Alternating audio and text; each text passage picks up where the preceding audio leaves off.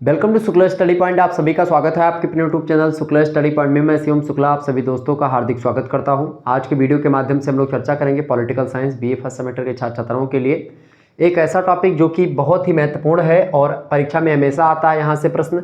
तो आज की वीडियो के माध्यम से हम लोग समझेंगे एक प्रकार से भारतीय संविधान का जो एक प्रकार से निर्माण हुआ है उसके बहुत सारे चरण रहे हैं। तो उन चरणों के बारे में संवैधानिक विकास के चरण और संविधान सभा का निर्माण कैसे हुआ इसके बारे में चर्चा करेंगे। और उसके बाद में फिर संविधान की प्रस्तावना, संविधान की विशेषताएं, इन सभी चीज़ों को हम बाद में चर्चा करते रहेंगे। फिर मौलिक कर्तव्यों को लेकर के एक वीडियो में बना दूंगा, मौलिक अधिकारों को लेकर के नीति निर्देशक सिद्धांत जो है उन पर मैं चर्चा करूंगा। तो ये जो है वीडियोज़ आपके समक्ष आती रहेंगी लगातार। तो मैं पॉलिटिकल साइंस के जो एक प्रकार से तो ये भारतीय राष्ट्रीय आंदोलन वाला जो पहला मुद्दा है ये, तो यहाँ पर इकाई नंबर 4 होगी लगभग ये, ठीक है, जिसमें हम लोग ये चर्चा करेंगे इकाई नंबर 4, ठीक है, ऐसे बोले। तो BA first year first semester 2024 की परीक्षा में ये प्रश्न हमेशा हमेशा से आता ही रहा है, अब की बार भी आएगा। राजनीति विज्ञान में भारतीय राष्ट्रीय आंदोलन आपको पढ़ना है और भारत का संविधान आपको पढ़ना है, यानी कि इंडियन नेशनल मूवमेंट के बारे में पढ़ना है एंड कॉन्स्टिट्यूशन ऑफ इंडिया यानी भारत का संविधान। तो आप भारतीय राष्ट्रीय आंदोलन के बारे में तो जानते ही होंगे कि यानी कि भारत को आज़ाद करवाने में जैसे कि जो है शुरुआत से लेकर के 1885 से लेकर के जब से संविधान कि खास करके 1885 में जो इंडियन नेशनल कांग्रेस होती है आईएनसी, उसकी स्थापना होती है 1885 में, ठीक है। वहाँ से एक प्रकार से आप देखते हैं राष्ट्रवाद की शुरुआत होती है और राष्ट्रवाद की विचारधारा लोगों में पनपने लगती है। और जब राष्ट्रवाद की विचारधारा पनपने लगती है फिर उसके परिणाम स्वरूप जानते क्या होता है, उसके परिणाम स्वरूप जो होता है तमाम प्रकार की विचारधाराएं आती हैं और लोगों को एक प्रकार से 1857 की क्रांति से ही सारी चीज़ें सेट हो जाती हैं। लेकिन वो चीज़ें हम लोग चर्चा कर चुके हैं ऑलरेडी, पहले एक चैप्टर नंबर 1 और 2 में मैं आपको बता चुका हूँ वो चीज़ें। तो अगर आपने नहीं देखा तो देख लीजिएगा। बाकी मैं और भी टॉपिक्स पर वीडियो बनाऊंगा जो इंपॉर्टेंट होंगे, यानी कि जिनसे परीक्षा में प्रश्न आपके आते हैं वो आप लोग बड़े ही आसानी समझ पाएंगे। तो आज का जो चैप्टर है वो है कुल मिलाकर के कि संवैधानिक विकास का क्या चरण है। एक अपने आप में एक चैप्टर ये भी है, ठीक है, अपने आप में एक चैप्टर ये भी है संवैधानिक विकास के चरण, और दूसरा चैप्टर आपका है संविधान सभा का निर्माण।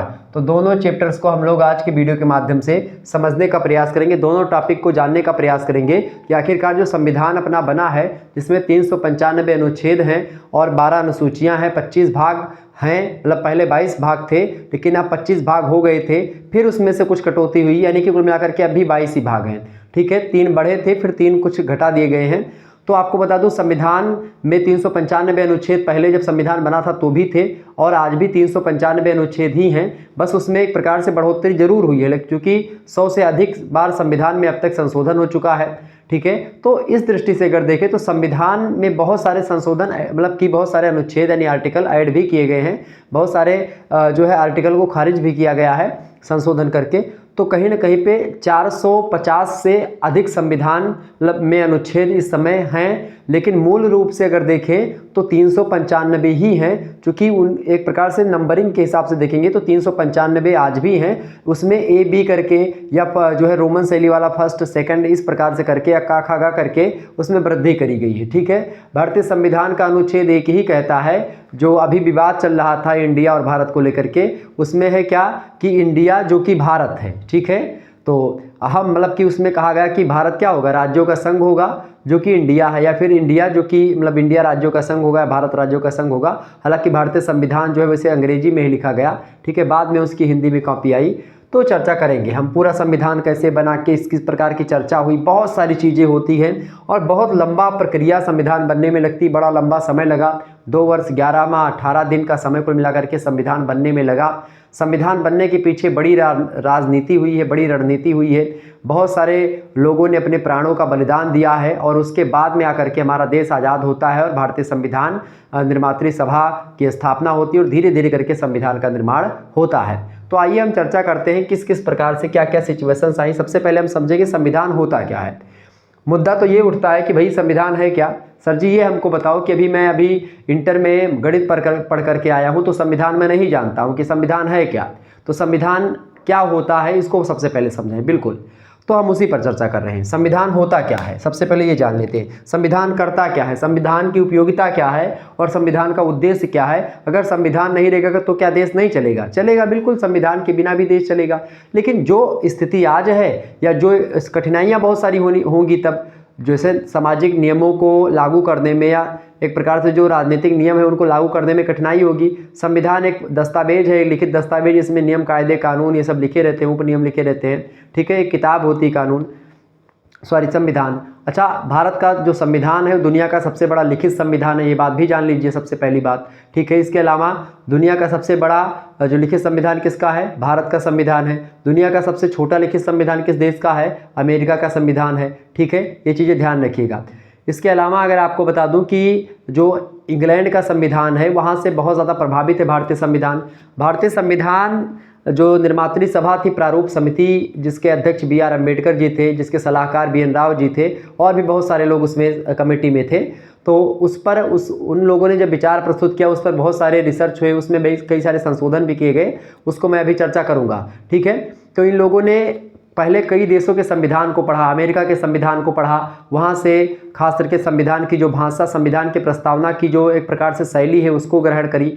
इसके अलावा आप देखते हैं 1935 का जो भारत शासन अधिनियम था, वहाँ से लगभग 100 से अधिक अनुच्छेदों को हुबहू उठा लिए गए या फिर उसमें कुछ संशोधन करके भारतीय संविधान में ग्रहण कर लिया गया, ठीक है। इसीलिए इसको उधारों का गुलदस्ता कहा जाता है शायद इसको, भारतीय संविधान को, चूँकि भारतीय संविधान जो है वो कहीं ना कहीं पे अलग अलग देशों से प्रभावित है। जैसे अमेरिका से भारतीय संविधान में मैंने एक बताया प्रस्तावना की शैली ली गई। इसके अलावा अमेरिका से जो मौलिक अधिकार हैं, जो यानी कि जो फंडामेंटल राइट्स हैं, ठीक है, अनुच्छेद 12 से लेकर के अनुच्छेद 35 तक जिनकी व्यवस्था की गई संविधान में, वो अमेरिका के संविधान से लिए गए। इसके बाद में आयरलैंड का संविधान लोगों ने पढ़ा और आयरलैंड के संविधान से नीति निर्देशक सिद्धांतों को ले लिया, यानी अनुच्छेद 36 से लेकर के 51 तक जो अनुच्छेद शामिल किए गए हैं वो एक प्रकार से उनके आयरलैंड के हिसाब से नहीं शामिल किए गए, लेकिन आयरलैंड में नीति निर्देशक सिद्धांतों की व्यवस्था की गई थी। उसी पैटर्न पर भारत में भी उसकी व्यवस्था की गई भाग 4 में।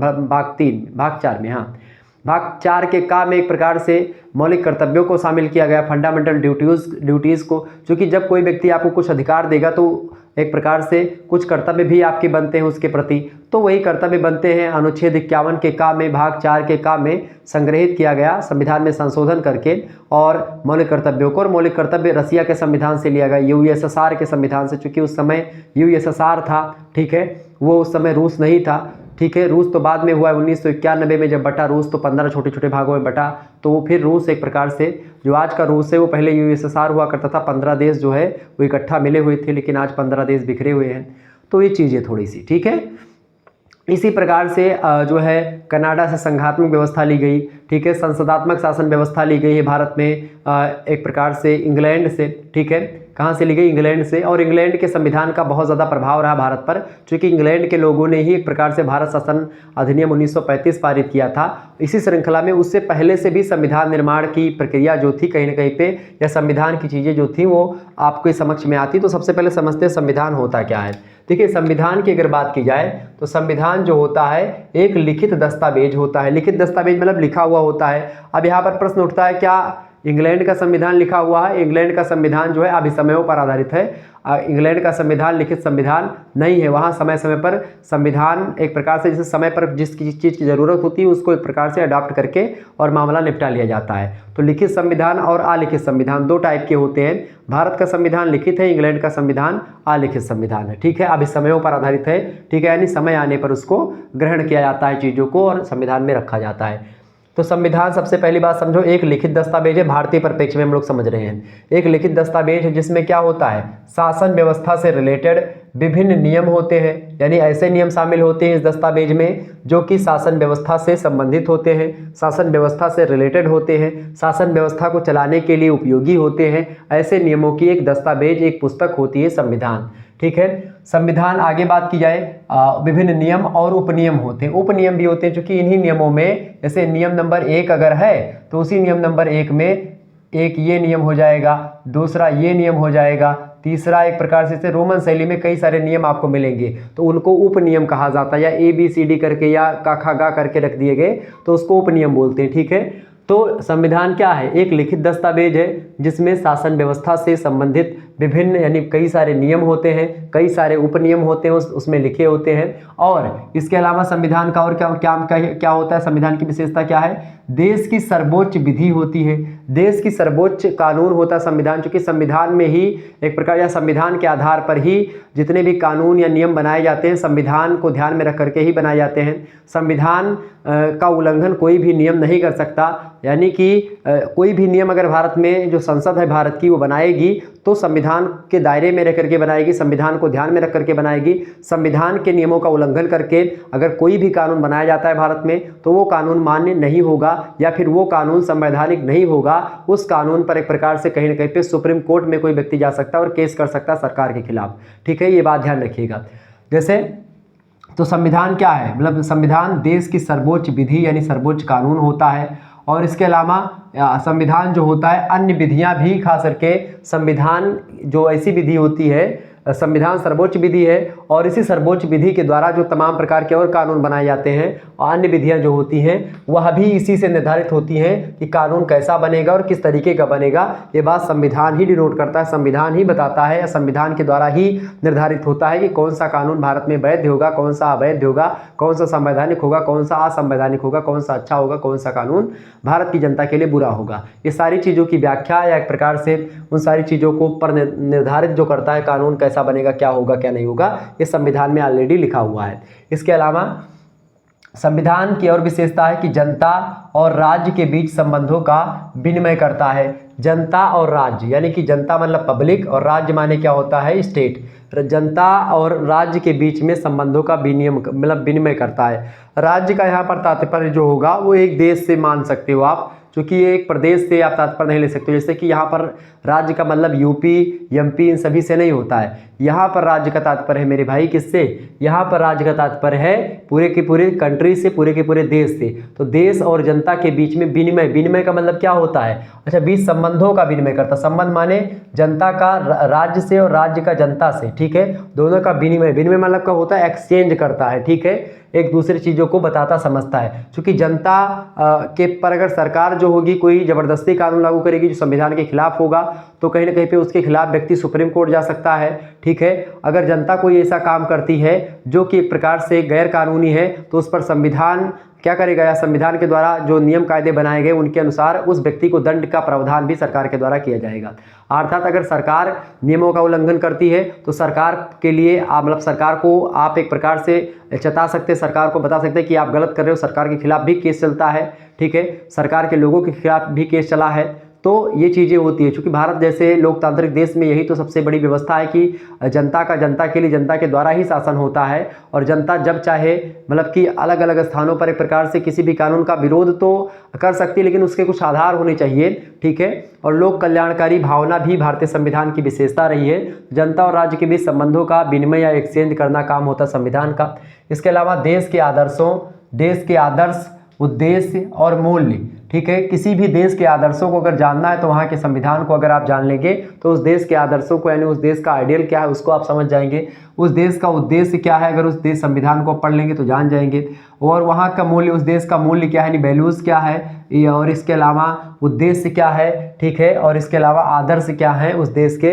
तो अगर किसी देश के आदर्शों, उद्देश्यों और मूल्यों के बारे में आपको जानना है तो वहाँ के संविधान के बारे में आपको सबसे पहले जान लेना चाहिए। तो देश के आदर्शों, उद्देश्यों और मूल्यों के विषय में जानकारी मिलती है किससे? संविधान से, किसी भी देश की अगर बात करें तो। ठीक है, इसके अलावा और भी बहुत सारी विशेषताएं हैं जो संविधान से रिलेटेड है। संविधान की अगर बात की जाए तो संविधान के अनुसार ही क्या होता है? सरकार का संचालन किया जाता है। सरकार का संचालन किसके अनुसार किया जाता है?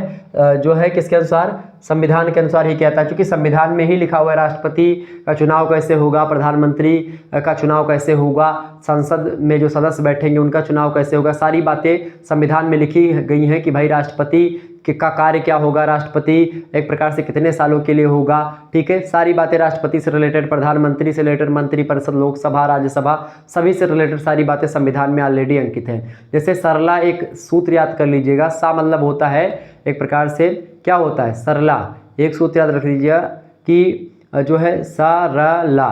ठीक है, राज्यसभा और लोकसभा लास्ट में आता है और संसद। ठीक है, तो संसद जो होती है 79 देखिए यहाँ पर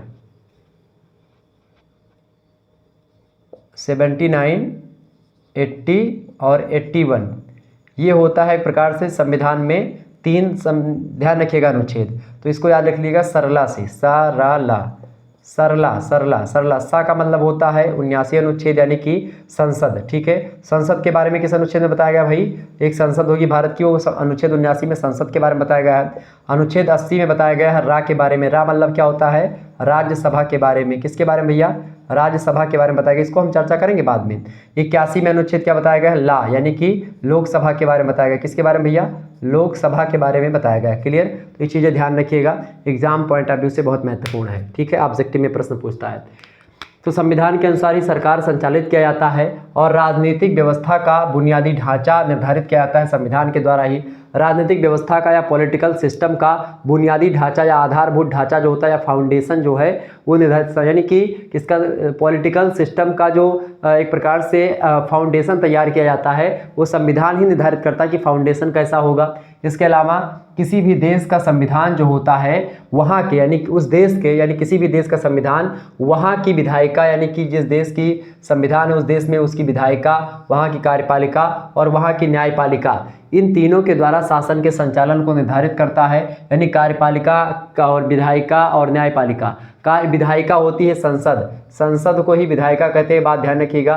संसद होती है विधायिका यानी कानून को बनाती है, कार्यपालिका कानून को लागू करवाती है और न्यायपालिका जो होती है ये एक प्रकार से कानून से जुड़े हुए जो विवाद होते हैं उनका निपटारा करती है। यानी न्यायपालिका में जैसे सुप्रीम कोर्ट, हाई कोर्ट और जितने भी जज वगैरह होते हैं ये सब शामिल कर लिए जाते हैं। और विधायिका की अगर बात करें तो विधायिका जो कानून बनाती है उसमें संसद के तमाम सारे सदस्य, विधायिका विधानमंडल के सारे सदस्य जो होते हैं, खास करके राज्य स्तर पर विधान सभाएं होती हैं उनके सदस्य, विधान परिषद होती है उनके सदस्य, और वहाँ पर राज्यसभा लोकसभा के सदस्य जो होते हैं यानी कि जो विधायक और MLA MLC, ठीक है, सांसद, ये सब जो होते हैं ये सब किसके सदस्य होते हैं, विधायिका के सदस्य होते हैं। कार्यपालिका में जैसे IAS PCS commissioner DM SP ये सब जो होते हैं ये सब एक प्रकार से कार्यपालिका के सरकारी कर्मचारी, सरकारी अधिकारी जितने भी होते हैं, जितनी भी संवैधानिक और गैर मतलब कि संवैधानिक जो संस्थाएं हैं उनके जो अध्यक्ष वगैरह होते हैं वो भी एक प्रकार से कार्यपालिका के सदस्य ही हुआ करते हैं, ये बात ध्यान रखिएगा।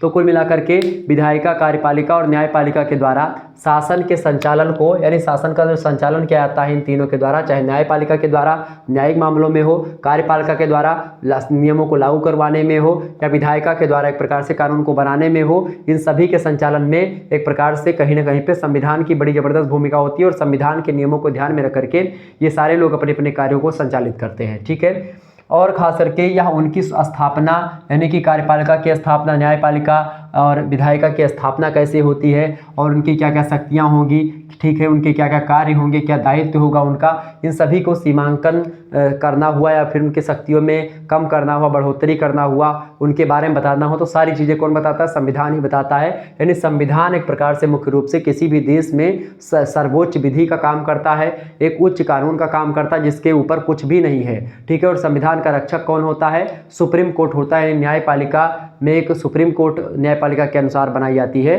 तो उसी न्यायपालिका में सुप्रीम कोर्ट होती है एक, ठीक है, यानी कि जिसको आप उच्चतम न्यायालय बोलते हैं। और उच्चतम न्यायालय में एक प्रकार से न्यायाधीश वगैरह होते हैं, तो मुख्य न्यायाधीश उसमें होते हैं और भी लोग होते हैं उसके लगभग 30 और न्यायाधीश भारत में आप देखिए 30+ हैं लगभग, ठीक है, और भी शायद बढ़े हैं, मुझे ध्यान नहीं आ रहा है, लगभग 30+ है जब मैंने पढ़ा था इसको। तो न्यायपालिका में वो चीज़ें होती है, तो सारी चीज़ों का संचालन या जो संविधान में कोई निपटारा, संविधान से जुड़े हुए कोई मसले पर या संविधान का अंतिम व्याख्याता जो होता है वो न्यायपालिका ही होती है, खास करके सुप्रीम कोर्ट होती है। ठीक है, ये बात ध्यान रखिएगा। तो संविधान इस प्रकार से लिखा गया, मतलब संविधान ये होता है संविधान। अब इसी संविधान को बनाने में कई चरणों से होकर के गुजरना पड़ा। संविधान बनने से पहले संविधान के थोड़ा सा इतिहास में हम जाएंगे, थोड़ा सा इतिहास की चीज़ों को हम टटोलेंगे। ठीक है, तो संविधान में जब हम इतिहास में टटोलेंगे कुछ, तो देखिए संविधान, भारतीय संविधान के चरण, संविधान बनने से पहले बहुत सारी सिचुएशंस, बहुत सारी स्थितियां थी। वो क्या थी, क्योंकि सबसे पहले क्या होता है, 1858 ईस्वी में एक कानून बन करके आता है। 1858 ईस्वी में एक कानून बनता है। आपको मैं बता दूं, जब अंग्रेज लोग भारत में आए, शुरुआत से 1600 ईस्वी में कंपनी आती है, 1611 ईस्वी में फैक्ट्री स्थापित होती है, फिर और भी जगहों पर स्थापित होती है कंपनी। तो कहीं ना कहीं पे जब भारत में इंग्लैंड के लोग आते हैं, उससे पहले भी भारत में जैसे पुर्तगाली आए, 1498 ईस्वी से ही पुर्तगाली यानी वास्को डी गामा आया, समुद्री मार्ग खोज करता हुआ भारत पहुंचा वो। इसके पहले आप देखते कोई लगभग व्यापार की दृष्टि से नहीं आते थे, तो वो स्थलीय मार्ग से आया करते थे, व्यापार हुआ करता था। लेकिन जब स्थलीय मार्ग अवरुद्ध हो जाता है, उसके परिणाम स्वरूप लोग जलीय मार्ग की खोज करते हैं, और पुर्तगाल का एक नाविक जो होता है वास्को डी गामा, वो एक प्रकार से अफ्रीका के नीचे नीचे होता हुआ कालीकट होता हुआ, मतलब कि एक प्रकार से अफ्रीका के नीचे नीचे होता हुआ करके कालीकट नामक बंदरगाह पर पहुंचता है भारत में। और वहां पर एक प्रकार से जमोरिन नाम के एक राजा थे, वहां पर शासन कर रहे थे, उन्होंने उनका भव्य स्वागत किया, और एक प्रकार से वो यहाँ से बहुत सारे मिर्च मसालों को लेकर के गया वास्को डी गामा। और उसके बाद में लगभग उससे 10 गुना या लगभग बहुत ज़्यादा गुना, एक प्रकार से 100 गुना से अधिक जो है उसने एक प्रकार से मुनाफा हुआ, उसको जितनी पूंजी लगाई थी उससे बहुत ज़्यादा उसको मुनाफा होता है। ऐसे में लोगों को पता चला कि भाई भारत जो है एक ऐसा देश है, या जो पूरब के देश हैं खास करके, वहाँ पर बहुत ज़्यादा क्या है, ज़्यादा लोग डेवलप नहीं है, लोग एक प्रकार से बहकावे में आ जाते हैं, ये सारी चीज़ें पता हो जाती हैं, और वो लोग एक प्रकार से यात्री लोग आने लगते हैं।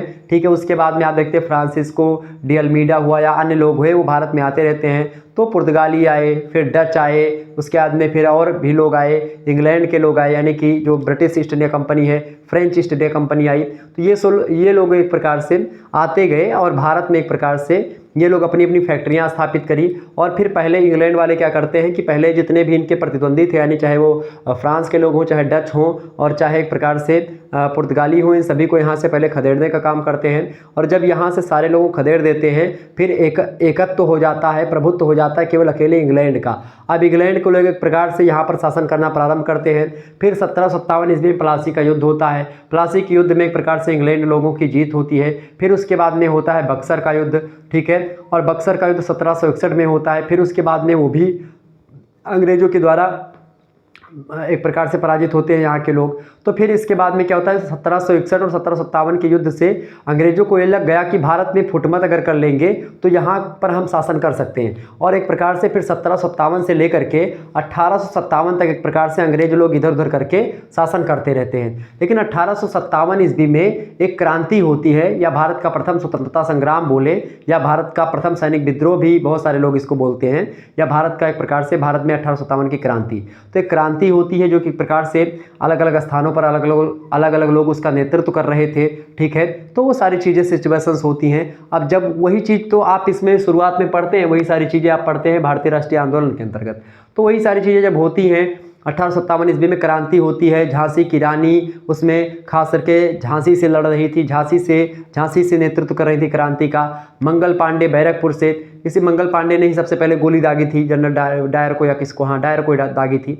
इसके अलावा आप देखते हैं कुंवर सिंह बिहार से नेतृत्व कर रहे थे, दिल्ली से जो है बहादुर शाह जफर द्वितीय कर रहे थे। इसके अलावा और भी लोग जो थे वो एक प्रकार से अलग अलग स्थानों से, जैसे कानपुर से तात्या टोपे कर रहे थे, ठीक है। इसी प्रकार से अन्य अन्य जगहों से लोग जो है एक प्रकार से इस क्रांति का प्रतिनिधित्व कर रहे थे। लेकिन क्रांति जो थी एक प्रकार से वो एकजुट नहीं थी, और एक प्रकार से एक नेता की कमी उसमें खल रही थी, क्योंकि दिल्ली का जो सुल्तान था वो वृद्ध हो चुका था, उसके पास एक प्रकार से उतनी शक्ति नहीं बची थी, और ना ही उतनी सामर्थ्य थी कि वो एक प्रकार से अंग्रेजों का खुल करके सामना कर पाता। तो इस दृष्टि से क्या हुआ कि क्रांति असफल होती है। लेकिन असफल होते हुए भी इस क्रांति ने बहुत बड़ा एक प्रकार से काम किया। अब काम क्या हुआ कि अब चूंकि अभी तक कंपनी का शासन होता है 1857 तक, फिर 1858 ईस्वी में ब्रिटेन में एक महारानी होती है विक्टोरिया।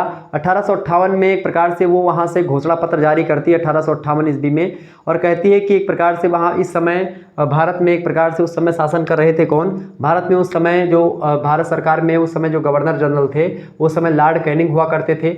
लॉर्ड कैनिंग उस समय भारत के गवर्नर जनरल हुआ करते थे, ठीक है। लेकिन क्या हुआ कि 1 नवंबर 1858 ईस्वी को एक प्रकार से क्या होता है, महारानी विक्टोरिया जो होती हैं वो एक प्रकार से एक अधिनियम पारित करती हैं 1858 ईस्वी का भारत सरकार अधिनियम। और इस अधिनियम के द्वारा क्या होता है, अब ब्रिटिश क्राउन के हाथों में सत्ता चली जाती है, कंपनी के हाथ से सत्ता छीन ली जाती है, और अब एक प्रकार से आधिकारिक तौर पर इंग्लैंड जो होगा उसका उपनिवेश हो जाएगा भारत। ये चीज़ें इसमें बताई गई, और इसमें आश्वासन दिया गया कि भारतीयों पर अब जुल्म नहीं किया जाएगा, अत्याचार नहीं किया जाएगा। और 1 नवंबर 1858 को घोषणा पत्र जो है पढ़ करके सुनाया जाता है, और वायसराय एक प्रकार से लॉर्ड कैनिंग जो था वो भारत का गवर्नर जनरल था और इसने पढ़ करके सुनाया। और 1858 ईस्वी के अधिनियम से भारत के गवर्नर जनरल जो पहले चूंकि कंपनी का प्रतिनिधित्व करता था, तो भारत का गवर्नर जनरल जो हुआ करता था वो कंपनी का प्रतिनिधित्व करता था। लेकिन अब जो है वायसराय ऑफ इंडिया, ठीक है, यानी भारत में अब वायसराय होने लगे, यानी कि भारत के गवर्नर जनरल का नाम बदल करके वायसराय कर दिया गया। तो आपसे प्रश्न ऑब्जेक्टिव में पूछता है कि भारत के गवर्नर जनरल को वायसराय बदल करके नाम वायसराय कब किया गया, तो 1858 के अधिनियम से किया गया। वायसराय ऑफ इंडिया कहा जाने लगा। वायसराय का मतलब होता है सम्राट का प्रतिनिधि, यानी कि अब सम्राट जो वहां पर होंगे ब्रिटेन में, वहां के सम्राट के एक प्रतिनिधि के रूप में भारत में शासन करेंगे। कौन? ये करेंगे लॉर्ड कैनिंग करेंगे, ठीक है। तो एक प्रकार से ये हुआ। तो 1858 ईस्वी में भारत सरकार का अधिनियम बना और ये अधिनियम जो था एक प्रकार से, अधिनियम का मतलब होता है भारत पर शासन करने का एक प्रकार से नियम बनाया गया, ठीक है। तो वो अधिनियम बनाया गया। इसके बाद में क्या हुआ, इसके बाद में ये नियम चलता रहा। फिर उसके बाद में क्या आता है, फिर उसके बाद में अब इंग्लैंड के हाथों में डायरेक्ट शासन चलाता है भारत का, और भारत में चीज़ें जो होती हैं वो इंग्लैंड के नियम के अनुसार बनती है। इंग्लैंड में नियम बनता है और भारत में वो लागू होता है, ठीक है। फिर इसके बाद में क्या होता है, भारतीय परिषद अधिनियम आता है 1861 में। ये सब एक एक चरण है भारतीय संविधान के। दूसरा चरण क्या है, भारतीय परिषद अधिनियम आता है 1861 में आता है। 1861 में जो भारतीय परिषद अधिनियम आता है, प्रशासन में इसमें क्या हुआ कि पहली बार भारतीयों को बंगाल, मद्रास और बम्बई ये 3 परिषदें बनाई गई और भारत मतलब प्रशासन में पहली बार भारतीयों को शामिल किया गया। एक भारतीय को एक प्रकार से प्रशासनिक मामलों में शामिल किया गया इसमें, ठीक है, भारतीय परिषद अधिनियम 1861 के द्वारा। इसमें बंगाल, मद्रास और बम्बई में परिषदें इसमें बनाई जाती हैं और उसमें भारत के एक व्यक्ति को, भारतीय को शामिल किया गया। फिर इसके बाद में क्या होता है, अगला चरण जो आता है नियम कायदे बनने का, ठीक है, भारत में, वो आता है कौन सा नियम, 1892 का समय आता है। जो कमियां 1861 में रही उसको पाटने के लिए 1892 का अधिनियम आता है, ठीक है। और इसमें एक प्रकार से 16 सदस्यों को निश्चित कर दिया गया। यहाँ पर कुल मिलाकर के 16 सदस्य जो होंगे वो एक प्रकार से होंगे परिषद में, और 20 सदस्य भी हो सकते हैं, ठीक है। 1892 ईस्वी का अधिनियम आता है। इसके और भी कई सारे प्रावधान थे, हालांकि इतिहास हम नहीं पढ़ रहे हैं। जब हम भारतीय पढ़ेंगे भारतीय राष्ट्रीय आंदोलन तो उसमें चीज़ें आपको आएंगी, हालांकि इतना ज़्यादा इंपॉर्टेंट ये नहीं है, लेकिन फिर भी चीज़ें इसमें पूछी जाती है तो मैं चर्चा कर दूंगा, मॉडल पेपर में इस चीज़ों को बता दूंगा। भारत शासन अधिनियम उसके बाद में आता है 1909 ईस्वी में। 1909 ईस्वी में जो अधिनियम आता है उसमें 1892 में जो कमियां रह गई थी, उसी 1892 ईस्वी की जो कमियां थी उसको पाटने के लिए 1909 ईस्वी में एक प्रकार से अधिनियम आता है, ठीक है। 1909 ईस्वी का भारत शासन अधिनियम, 1909 ईस्वी का जो भारत शासन अधिनियम है उस समय जब आता है तो उस समय भारत सचिव का भी पद एक हो जाता है, मतलब भारत में एक सचिव होते हैं और एक प्रकार से भारत के एक प्रकार से वायसराय एक होते हैं, ठीक है।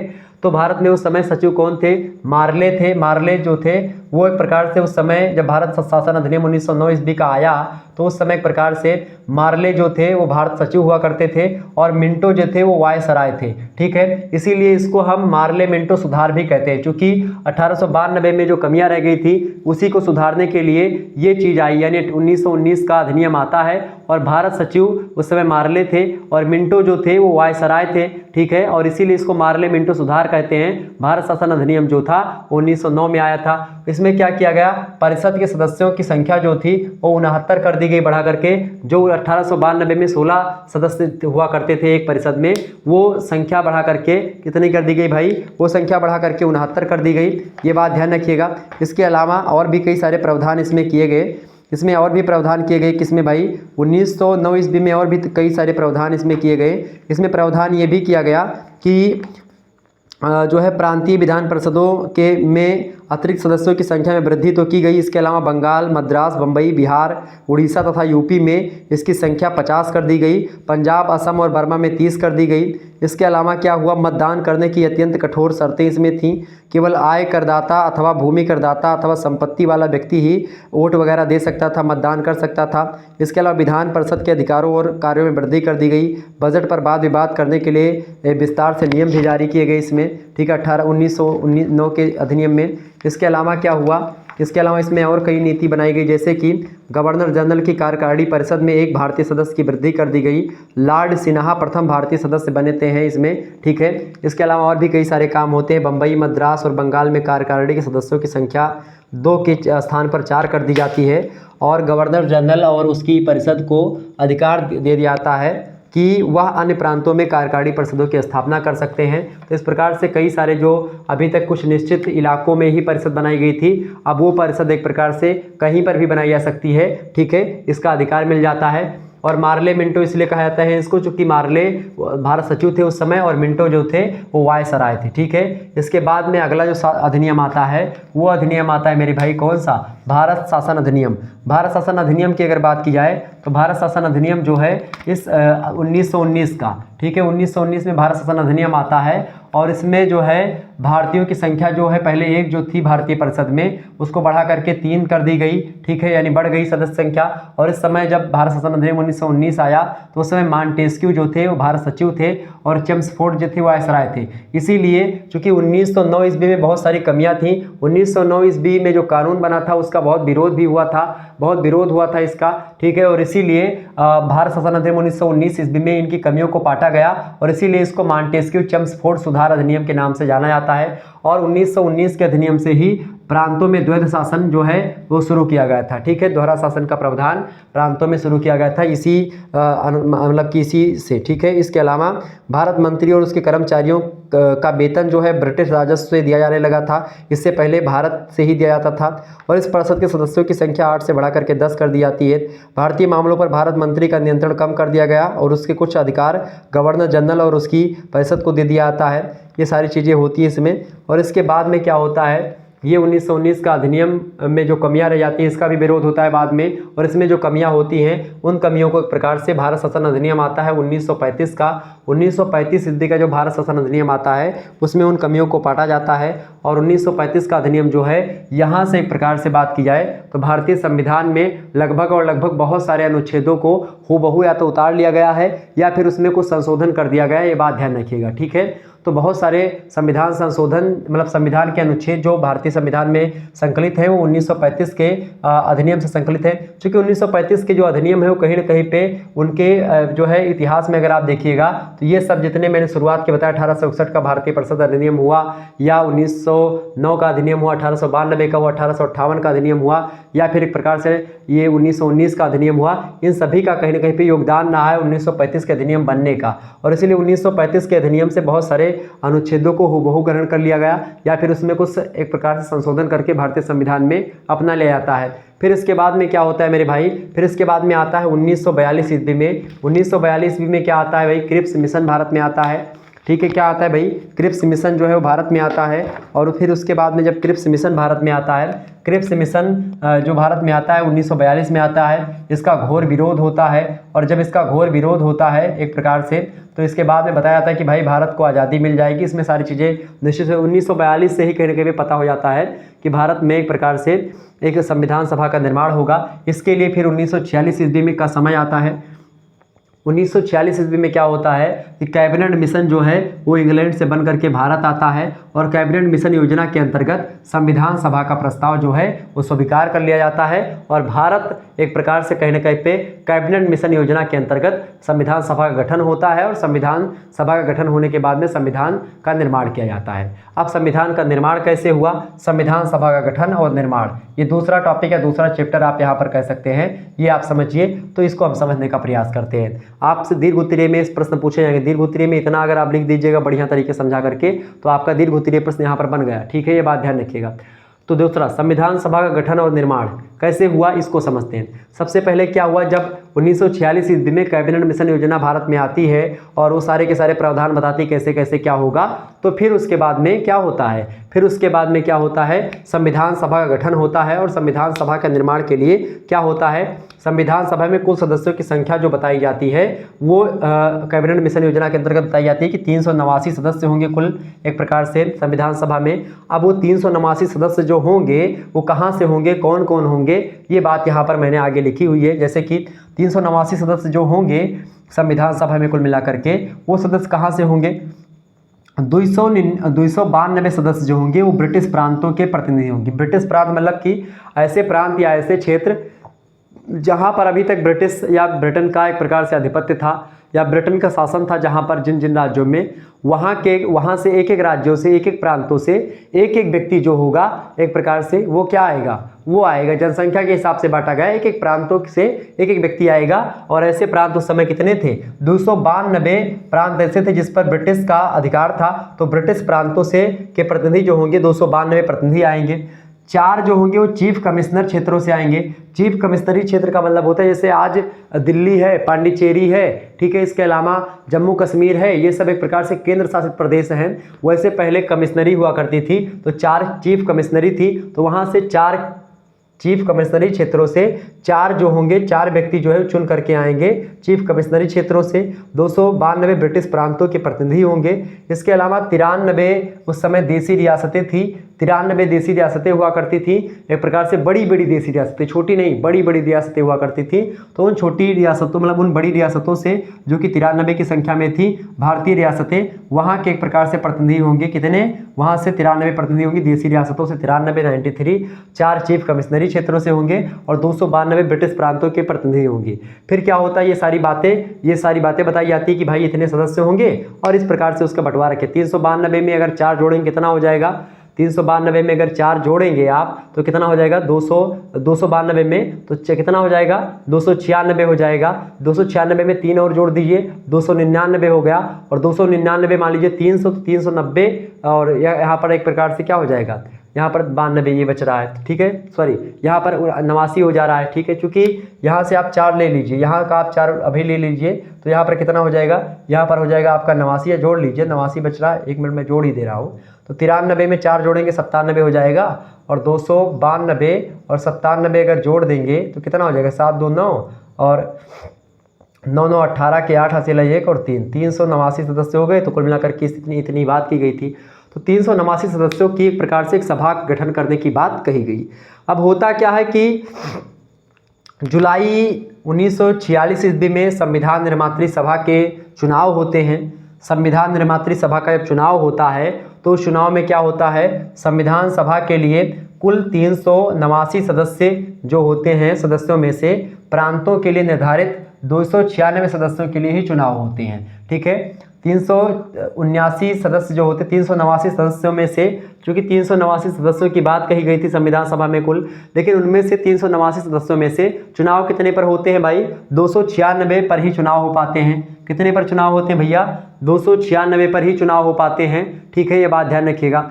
296 सदस्यों के लिए ही चुनाव हो पाते हैं, ठीक है। उसके बाद में क्या होता है, अच्छा इसमें भी 296 जब जगहों पर चुनाव होता है तो उसका परिणाम क्या निकलता है, उसका परिणाम ये निकलता है कि कांग्रेस पार्टी जो होती है वो 202 सीटों पर विजयी होती है। सबसे ज़्यादा बढ़त कांग्रेस के पास ही थी, 202 जो है क्षेत्रों से कांग्रेस जीतती है। और जब 202 स्थानों से कांग्रेस जीती तो मुस्लिम लीग को लगा कि भाई जो कांग्रेस कहेगी वही होगी, क्योंकि हम लोगों तो बहुत जगहों पर हार गए हैं, हम जीते नहीं हैं। तो ऐसी स्थिति में क्या हुआ कि कांग्रेस जो है यहाँ पर बहुमत में हो गई, 202 सीटों पर कांग्रेस विजयी होती है। मुस्लिम लीग जो थी वो 73 सीटों पर विजयी होती है, ठीक है। निर्दलीय 7 सीटों पर एक प्रकार से निर्दलीय लोगों ने जीता। एकतावादी मुस्लिम पार्टी थी, उसने 3 जो है सीट जीती। इसके अलावा भारतीय ईसाई जो थी वो एक प्रकार से भारतीय ईसाई वाली पार्टी वो 2 सीट जीतती है। कृषक प्रजा मुस्लिम जो है पार्टी थी वो 1 सीट जीतती है। हिंदू महासभा उस समय 1 सीट जीतती है और अनुसूचित जाति फेडरेशन 1 सीट पर विजयी होती है। इसके अलावा एंग्लो इंडियन 1 सीट पर और साम्यवादी जो एक प्रकार से पार्टी थी वो भी 1 सीट पर विजयी होती है। कुल मिलाकर के 292 सीटों पर एक प्रकार से चुनाव होता है, ठीक है। 292 सीट जो होते हैं कुल मिलाकर के उस पर चुनाव होते हैं और 4 चूंकि यहाँ पर मैंने बताया था चीफ कमिश्नरी से आते थे तो इस पर चुनाव नहीं हुआ, तो 4 चीफ कमिश्नरी क्षेत्रों से एक प्रकार से मनोनीत होकर के आ गए थे, ठीक है। तो 292 सीटों पर चुनाव हुआ, 4 ये तो एक प्रकार से 96 हो गया। लेकिन क्या होता है कि इसमें क्या हुआ, इसके बाद में जब ये चुनाव हो गया, परिणाम निकला, तो मुस्लिम लीग को एक प्रकार से लगा, चूंकि मुस्लिम लीग एक प्रकार से पहले से ही बंटवारे की बात कर रही थी, भारत विभाजन की बात कर रही थी, तो भारत विभाजन का प्रश्न उठता है। तो भारत विभाजन के लिए एक प्रकार से वहाँ पर चीज़ें होती हैं, इंग्लैंड के लोग मिल करके आपस में सब मिल करके भारत विभाजन करवा देते हैं और बहुत सारा जन धन हानि होती है, नरसंहार होता है बहुत सारा। तो कुल मिलाकर के मुस्लिम लीग जो होती है वो भाग नहीं लेती है। प्रथम सत्र जब होता संविधान एक प्रकार से संविधान सभा की जो पहली बैठक होती है उसमें मुस्लिम लीग ने भाग नहीं लिया। 9 दिसंबर 1946 ईस्वी को प्रथम बैठक होती है किसकी, संविधान सभा की पहली बैठक आपसे प्रश्न करता है तो 9 दिसंबर 1946 को संविधान सभा की पहली बैठक आयोजित होती है और इसमें मुस्लिम लीग ने भाग नहीं लिया। सबसे इंपॉर्टेंट बात क्या कि मुस्लिम लीग इसमें भाग नहीं लेती है। और इम्पॉर्टेंट बात है कि प्रथम सत्र जब 9 दिसंबर 1946 में जो है एक प्रकार से संविधान सभा की पहली बैठक आयोजित की जाती है, उस समय चूंकि बहुत जल्दी जो है उसका चूंकि अध्यक्ष का चुनाव हो नहीं पा रहा था कि अध्यक्ष कौन बनेगा इसका, तो अध्यक्ष में चूंकि उस समय क्या था कि भाई सबसे वृद्ध आतुर जो थे या सबसे वरिष्ठ थे सच्चिदानंद सिन्हा जी थे, तो सच्चिदानंद सिन्हा जी को अस्थायी सदस्य के रूप में संविधान सभा का अस्थायी सदस्य बना दिया गया। अस्थायी मतलब क्या होता है कि वो एक प्रकार से चुने हुए नहीं थे, उनको सर्वसम्मति से बता दिया गया था कि भाई सर्वसम्मति क्या कि एक दिन पहले दिन की बैठक हुई, मुस्लिम लीग अलग चली गई, मतलब वो एक प्रकार से भाग ही नहीं ली। तो ऐसी स्थिति में क्या हुआ कि लोगों ने कहा कि भाई ये सबसे एक वरिष्ठ है, इन्हीं को बना दिया जाता है, तो इनको कार्यकारी के लिए ताकि जो है आज का काम हो, तो अध्यक्ष बनते हैं संविधान सभा के, कार्य होता है। फिर उसके 2 दिन के बाद में 2 दिन का बाद आता है और उसके बाद में क्या होता है, उसके 2 दिन के बाद में 11 दिसंबर की डेट होती है 1946 का ही समय। 9 दिसंबर के 2 दिन के बाद में दूसरी बैठक होती संविधान सभा की, और जब दूसरी बैठक होती संविधान सभा की उस स्थिति में सर्वसम्मति से अध्यक्ष का चुनाव होता है और सर्वसम्मति से डॉक्टर राजेंद्र प्रसाद जो कि भारत के प्रथम राष्ट्रपति बाद में बनते हैं, उनको सर्वसम्मति से जो है संविधान सभा का अध्यक्ष नियुक्त किया जाता है। डॉक्टर राजेंद्र बाबू बहुत पढ़े लिखे थे, हिंदी के कवि भी हुए हैं, मतलब कि हिंदी में लेखन काम भी किया इन्होंने। और डॉक्टर राजेंद्र प्रसाद की बात किया तो ये अस्थायी सदस्य के रूप में कब चुन लिए जाते हैं, 11 दिसंबर 1946 को दूसरी बैठक में, ठीक है। इसके बाद में क्या होता है, इसके बाद में एक पॉइंट और ध्यान रखिएगा, फिर 13 दिसंबर यानी कि 2 दिन के बाद जब ये बैठक होती है, इसमें नेहरू जी को ये भार सौंपा गया कि आप जो है उद्देश्य प्रस्ताव, जो संविधान सभा का क्या उद्देश्य है उस उद्देश्य को आप जो है सामने लाओगे, उद्देश्य प्रस्ताव आपको पारित करवाना है। तो उसके 2 दिनों के बाद में 13 दिसंबर 1946 ईस्वी को नेहरू ने संविधान सभा का उद्देश्य प्रस्ताव प्रस्तुत किया और 13 जनवरी 1947 को, ठीक है, सॉरी 23 जनवरी, चूंकि 13 दिसंबर की ये बात है, 13 दिसंबर के बाद 17 दिन के बाद में आप देखते हैं कि दिसंबर के बाद जनवरी आती है, तो 23 जनवरी को लगभग 1-2 महीने के बाद में या 1 महीने के बाद बोले 1947 ईस्वी को पारित हो जाता है क्या, जो इनका उद्देश्य प्रस्ताव होता है जो संविधान सभा के लिए उन्होंने लिखा था। संविधान सभा के लिए जो उन्होंने उद्देश्य प्रस्ताव लिखा था वो एक प्रकार से जो आज भारत के संविधान की प्रस्तावना है वो कहीं न कहीं पे भारतीय संविधान की जो प्रस्तावना है वो प्रभावित है किससे, उद्देश्य प्रस्ताव से, किसके, जो कि जो है पंडित जवाहरलाल नेहरू ने लिखा था उद्देश्य प्रस्ताव संविधान सभा का, ठीक है। उसी से प्रेरित है भारतीय संविधान का जो उद्देश्य प्रस्ताव, मतलब भारतीय संविधान का जो वो है, क्या बोलते हैं उसको, प्रस्तावना, ठीक है, preamble of Indian constitution, okay. तो यहाँ से ही प्रभावित है। इसके अलावा इसके बाद में आगे क्या होता है, आगे होता है मेरे भाई 29 अगस्त की डेट आती है। 29 अगस्त 1947 ईस्वी को प्रारूप समिति जो है वो बनाई जाती है, प्रारूप समिति का गठन होता है। प्रारूप समिति जो है संविधान निर्मात्री सभा एक प्रकार से के द्वारा एक समिति का निर्माण किया जाता है। इस समिति के अध्यक्ष बनाए जाते हैं डॉक्टर BR अम्बेडकर, यानी भीमराव अम्बेडकर इसके अध्यक्ष बनाए जाते हैं। इसके सलाहकार थे BN राव, और BN राव के अलावा भी इसमें कई सारे सदस्य थे, ठीक है, जो संविधान निर्मात्री सभा बनाई गई थी। इसके और भी कई सारे सदस्य थे, जैसे कि अगर मैं आपको बताऊं तो संविधान निर्मात्री सभा के बहुत सारे सदस्य थे। उसमें एक प्रकार से जो समिति थी, खास करके प्रारूप समिति थी, इसके अध्यक्ष बनाए गए थे BR अम्बेडकर, ठीक है, ये बात ध्यान रखिएगा। लेकिन इसके अलावा खास करके बहुत सारे संविधान सभा के और भी सदस्य थे, और मतलब और भी तमाम सारे लोग थे जिन्होंने एक प्रकार से संविधान निर्मात्री सभा में भाग लिया था या उसके सदस्य थे, ठीक है, ये बात ध्यान रखिएगा।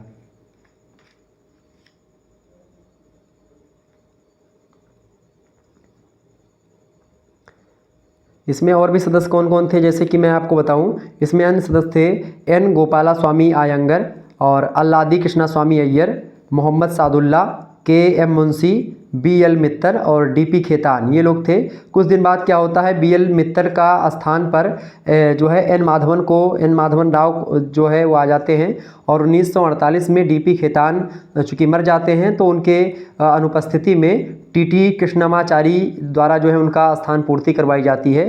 संविधान सभा के अस्थायी अध्यक्ष उस समय भी डॉक्टर राजेंद्र प्रसाद ही बने रहे। तो इस प्रकार से चीज़ें होती हैं। तो प्रारूप समिति का गठन किया जाता है।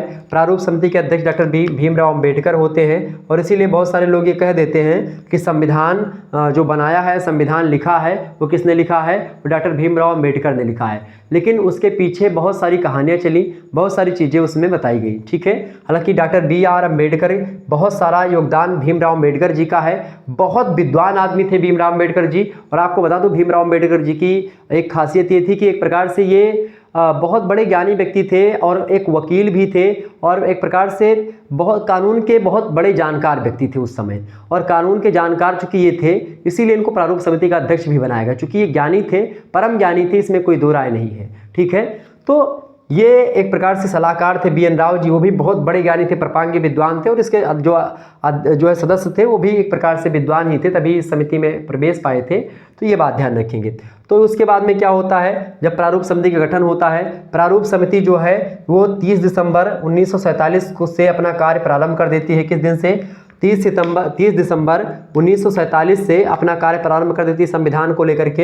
141 बैठकें कुल मिलाकर के प्रारूप समिति की होती हैं, ठीक है। और 21 फरवरी 1948 ईस्वी को प्रथम प्रारूप जो है वो तैयार हो जाता है। और प्रथम प्रारूप जो है वो जब तैयार होता है 21 फरवरी 1948 को, फिर उसके बाद में उसमें कुछ कमियां होती हैं। उस कमियों को पाटने के लिए, उस कमियों को भरने के लिए 26 अक्टूबर की डेट आती है। और 26 अक्टूबर को 1948 ईस्वी में संशोधित जो है प्रारूप तैयार किया जाता है 1948 में, और वो प्रस्तुत किया जाता है। 26 अक्टूबर 1948 को संशोधित जो है प्रारूप तैयार करके उसको फिर से पेश किया जाता है संविधान सभा में। फिर क्या होता है, 5 नवंबर 1948 पर क्या होता है, 5 नवंबर 1948 को विचार विमर्श होता है उस प्रारूप जो प्रस्तुत किया था भीमराव अंबेडकर की समिति, यानी प्रारूप समिति ने जो एक प्रकार से प्रस्तुत किया था। क्या प्रस्तुत किया था? जो प्रथम प्रारूप प्रस्तुत किया था 21 फरवरी 1948 को, उसमें कुछ कमियां थी, तो उसको सुधारने के लिए फिर से कुछ समय लिया गया। और लगभग फरवरी के बाद आप देखते हैं डायरेक्ट अक्टूबर में 26 अक्टूबर 1948 को संशोधन करके, उसमें जो कमियां थी उसमें संशोधन करके प्रारूप समिति के जो अध्यक्ष भीमराव अंबेडकर और उनकी समिति ने मिल करके फिर से प्रस्तुत किया। कब? 5 नवंबर की डेट को, ठीक है।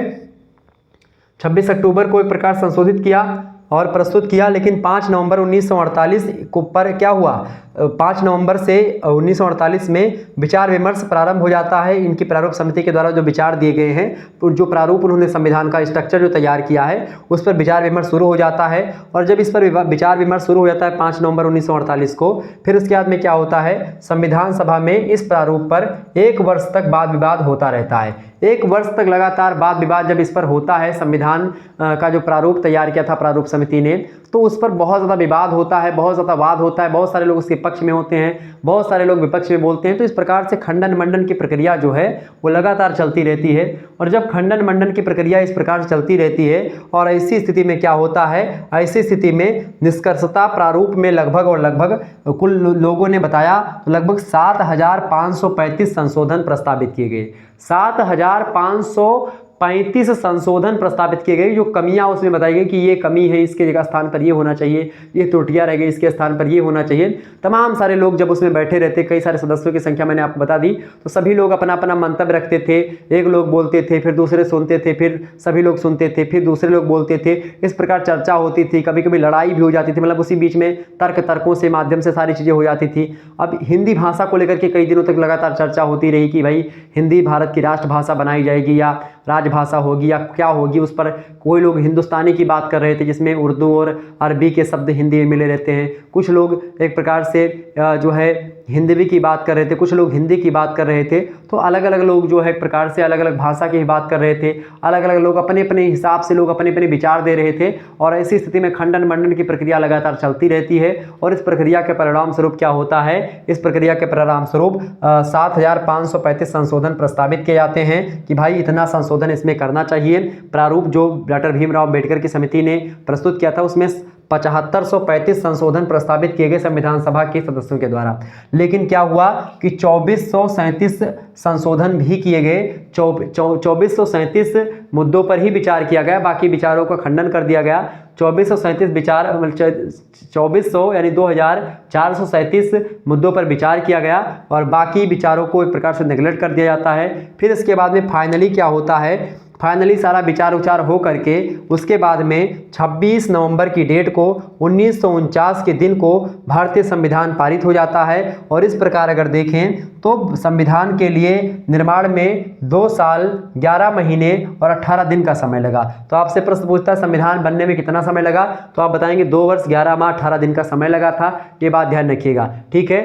तो एक प्रकार से बन करके तैयार कब हुआ संविधान, आपसे पूछेगा संविधान पूर्ण रूप से बन करके कब तैयार हुआ, तो आप बताएंगे 26 नवंबर 1949 को। लेकिन लागू कब हुआ अगर आपसे पूछेगा पूर्ण रूप से, तो आप बताओगे 26 जनवरी 1950 को संविधान पूर्ण रूप से लागू कर दिया गया। क्यों लागू किया गया, क्यों लागू नहीं किया गया 26 नवंबर को जब बन गया था, इसलिए लागू नहीं किया गया था क्योंकि 26 जनवरी की डेट को लागू करना था।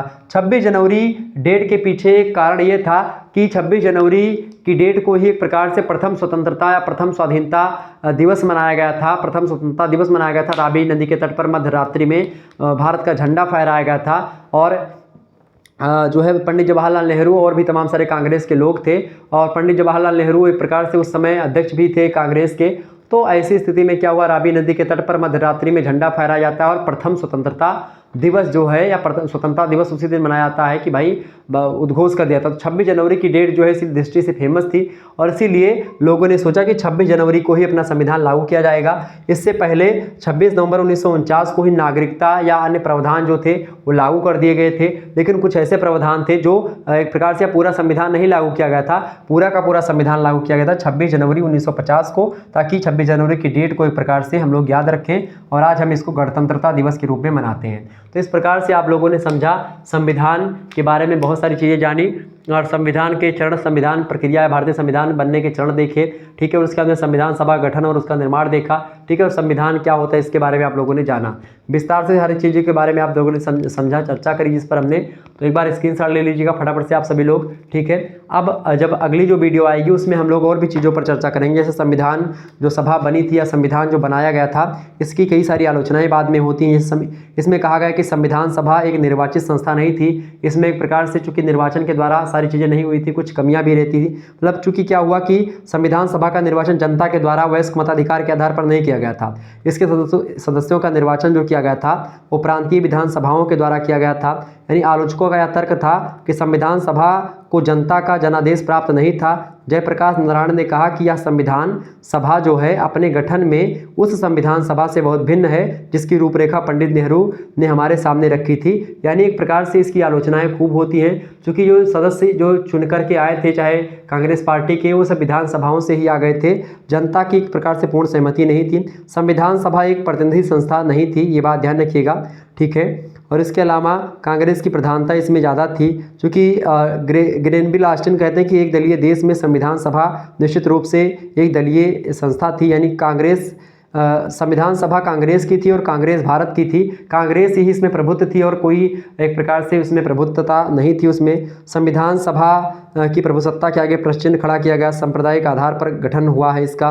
श्रमिकों, दस्तकारों और किसानों का उचित प्रबंधन नहीं किया गया और वकीलों का आधिपत्य इसमें बता दिया गया, चूँकि डॉक्टर भीमराव अम्बेडकर से लेकर के डॉक्टर पंडित जवाहरलाल नेहरू, डॉक्टर राजेंद्र प्रसाद, सरदार वल्लभ भाई पटेल, ठीक है, के.एम. मुंशी, बी.एन. राव, ये सब उच्च कोटि के कानूनविद और वकील हुआ करते थे। और ऐसी स्थिति में जब ये सब वकील थे तो क्या हुआ कि ये लोग एक प्रकार से इतनी जटिल शब्दावली में संविधान लिख दिया, इतना जटिल शब्दावली संविधान की बना दी कि आम अगर इंसान चाहे कि संविधान की मूल प्रति को पढ़ करके संविधान के बारे में जान सके, समझ सके, तो वो समझ नहीं पाएगा। संविधान इतना जटिल है भारत का कि उसको समझना एक प्रकार से आम इंसान के बस की बात नहीं है। और इसीलिए भारत के संविधान को वकीलों का स्वर्ग भी कहा जाता है, ठीक है। चूँकि भारत में वकीलों, मतलब भारत के संविधान बनने में वकीलों की ही महत्वपूर्ण भूमिका थी। वकील लोगों ने मिल करके ही संविधान का निर्माण किया था, ठीक है। और इस दृष्टि से अगर देखें वकीलों का प्रभुत्व था, तो इस प्रकार से वकीली भाषा ज़्यादा लिखी गई। और आज वकीलों का स्वर्ग इसीलिए भारतीय संविधान को कहा जाता है, क्योंकि वकील यहाँ पर प्रभुत्व हैं और कोई व्यक्ति अपने बारे में या अपने केस को खुद लड़ता भी है तो समझ ही नहीं पाता कि क्या करना है क्या नहीं करना है। बहुत सारी जटिलताएँ होती, बहुत दिन लगता है आपको कानून की पढ़ाई करने के बाद में ही आप उसको समझ पाएंगे, जान पाएंगे, ठीक है। आम इंसान के बस की बात नहीं भारतीय संविधान को समझना जानना। क्लियर, तो ये बात ध्यान रखिएगा। तो इस प्रकार से संविधान सभा और ये सारी चीज़ें आपके समझ में आ गई होंगी। आगे हम संविधान की जो प्रमुख विशेषताएं हैं उसके बारे में जानेंगे, संविधान की प्रस्तावना के बारे में, मौलिक कर्तव्यों के बारे में, मौलिक अधिकारों के बारे में, नीति निर्देशक तत्वों के बारे में, राष्ट्रपति, प्रधानमंत्री, इन सभी के बारे में हम लोग चर्चा करते रहेंगे। चलिए फिर मिलते हैं हम नेक्स्ट वीडियो में, तब तक के लिए जय हिंद, जय भारत। आप सभी का बहुत बहुत धन्यवाद हमारे जुड़ने के लिए। इसी प्रकार से अपना प्यार हमेशा बनाए रखिएगा। Good night, I love you, बहुत बहुत धन्यवाद।